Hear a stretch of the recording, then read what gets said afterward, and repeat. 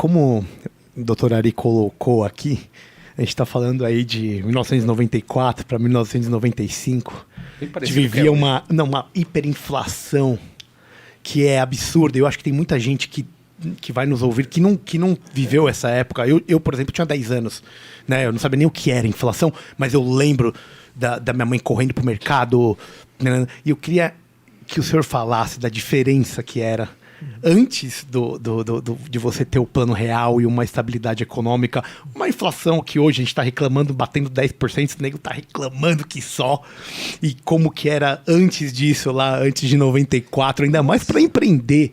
Devia ser algo assim extremamente difícil. Eu vivi o plano Collor, né, que foi o bloqueio que todo mundo ficou com 50. Muita gente se matou. Cruzados. Não, voltou a ser cruzeiros, sim, cruzeiros no bolso, né? Naquela época, em vez de ter happy hour dos médicos, a gente se encontrava na hora do almoço no banco, na fila do banco. Por quê? Era o overnight. Você ganha hoje, você tem que investir hoje, porque senão amanhã você já não comprava metade do que você está comprando hoje. Jesus. Médico sempre tinha carro do ano, porque investia no carro, tinha linhas telefônicas, tá? Senão você não mantinha seu poder de compra. Então, todo mundo tinha que ir para o banco para aplicar e desaplicar dinheiro na hora do almoço, que era o horário que sobrava para você pagar a conta. Retirava dinheiro da aplicação, porque se não tivesse na aplicação você já perdia. Já estava perdendo muito. Comprava dólar? Comprava, tinha muito dólar, mas muito na época era tudo pouco declarado, às vezes, porque era muito difícil. Né? Até os dois câmbios, né? O câmbio oficial e o câmbio todo mundo conhecia negro. 3, 4 doleiros. Sabia onde comprar dólar, se negociava muito em dólar e tudo mais, esse tipo de coisa.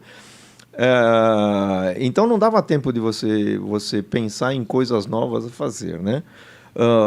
Chegou ao cúmulo na época do governo Sarney, passando para frente, se não me engano, era 80% de inflação. É isso aí. Num mês. 80%. A gente estava já na hiperinflação. Se não houvesse aqueles planos que houveram, a gente tinha tido bastante dificuldade. Mas o Brasil conseguiu torear esse período todo, conseguiu fazer.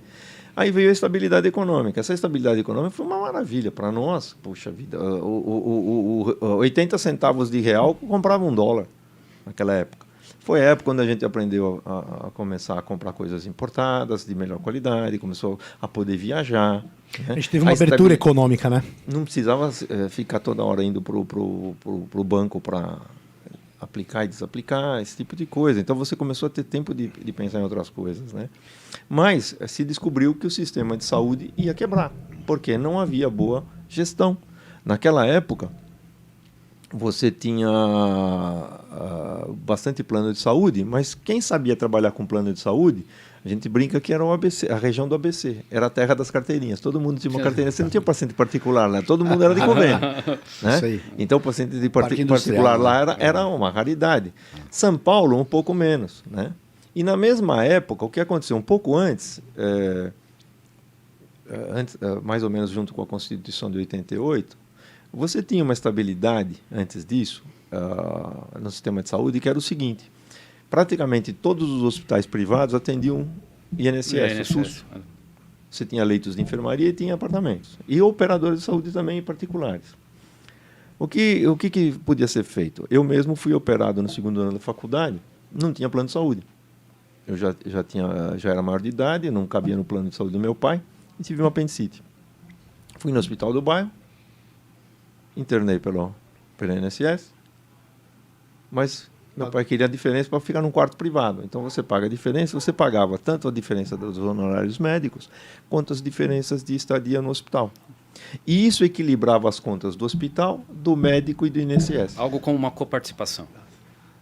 Não é coparticipação, você pagava... Eu não quero ir para a enfermaria do INSS, mas o INSS dá aquela cobertura. Entendi, então, daquilo, não é eu vou pagar mensal. O a mais, eu quero ficar num quarto diferente. Eu vou no hotel, eu não quero ficar no simples, eu quero ir para o outro, eu vou pagar. Entendeu? E você podia pegar um médico externo. E cabia no bolso do médico, cabia no bolso das famílias que tinham essa possibilidade, e sustentava o hospital. Tá? Então, só que aí veio a Constituição e proibiu dupla porta. O que é a dupla porta? Público e privado sendo atendidos separadamente, de alguma maneira. Só amigo Estado. Não, desculpa. O que aconteceu? Os hospitais privados pararam de atender e a INSS caiu vertiginosamente o número de leitos. Isso desequilibrou, porque as pessoas que tinham dinheiro para fazer isso de vez em quando, mas não tinham dinheiro para pagar um plano de saúde, começaram a ir atrás de plano de saúde. E aumentou o gap de cuidado, imagino, né? Porque provavelmente muitos desses médicos ficaram no serviço, na saúde. Muitos tinham alguma diferença, algum ganho que mantinha o seu padrão de vida, deixaram de ter. Sim. Porque ou a pessoa tinha um plano de saúde, se ela tinha um plano de saúde também pagava o médico, que não era um valor tão adequado assim. Hoje em dia vocês não conhecem porque existe o reembolso médico. Naquela época não tinha. Nenhum plano de saúde tinha reembolso médico. Mas é exatamente isso, né? O Estado como vilão na vida do empreendedor, a gente né? tem um tema, Ari, aqui, só para ilustrar, né? Você vê que a gente, o Magal, ele trouxe a contribuição dele em ideias, está com o Milton Friedman, que é o maior inimigo declarado do Estado. Não, o segundo maior, porque o maior é o Murray Rothbard. Uma das temáticas aqui é sempre essa ideia desse Estado vilão. Que é o quanto o Estado pode te atrapalhar enquanto você está fazendo um bom trabalho, né? Porque era um negócio que estava bem compensado. Estava. Você tinha quem não tinha condições, ainda naquela época não era toda a população que era atendida. Você ainda tinha pessoas que não tinham direito ao INSS. Mas, na verdade, o que acontecia? Existe uma coisa chamada BAU Rosa. BAU é Boletim de Atendimento de Urgência. É BAU, né? Que era uma ficha verdinha, que é o INSS. E uma ficha rosa era aqueles que não tinham direito nem ao INSS. Por exemplo, o lavrador, pessoas que não estavam no sistema e tal. Mas você tinha que atender urgência. No próprio hospital que a gente trabalhava, atendia muito disso daí. E de uma maneira ou de outra, você encontrava uma vaga em uma Santa Casa, em algum outro lugar, a coisa funcionava, né?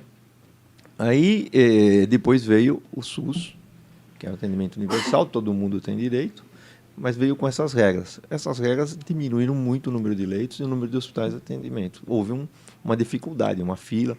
Hoje em dia, o atendimento público melhorou muito. O Estado, por exemplo, aqui em São Paulo, pelo menos, em alguns hospitais, eu acredito que o atendimento seja até melhor do que alguns planos de saúde básicos que algumas pessoas têm. Porém, a dificuldade, muitas vezes, é saber como entrar no sistema. Acesso. O acesso é mais dificultado. O SUS é o maior monopólio que a gente tem na saúde.